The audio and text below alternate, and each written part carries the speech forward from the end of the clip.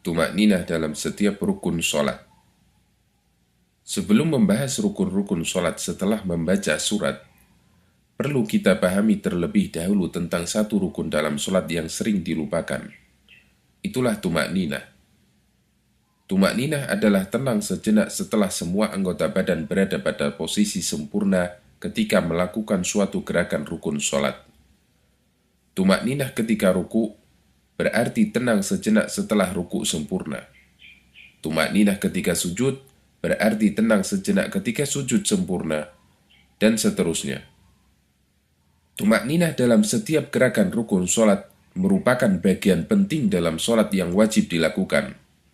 Jika tidak tumakninah, maka sholatnya tidak sah. Dalil yang menunjukkan wajibnya tumakninah adalah suatu ketika ada seorang yang masuk masjid, kemudian sholat 2 rakaat. Seusai sholat, orang ini menghampiri Nabi SAW yang saat itu berada di dalam masjid.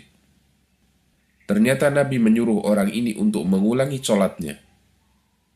Setelah diulangi, orang ini kembali lagi dan disuruh mengulangi sholatnya lagi. Ini berlangsung sampai 3 kali. Kemudian Nabi SAW mengajarkan kepadanya cara sholat yang benar. Ternyata masalah utama yang menyebabkan sholatnya dinilai batal adalah karena dia tidak tumakninah. Dia bergerak ruku dan sujud terlalu cepat. Hal ini berdasarkan hadis Bukhari, Muslim, Ibnu Majah, dan yang lainnya.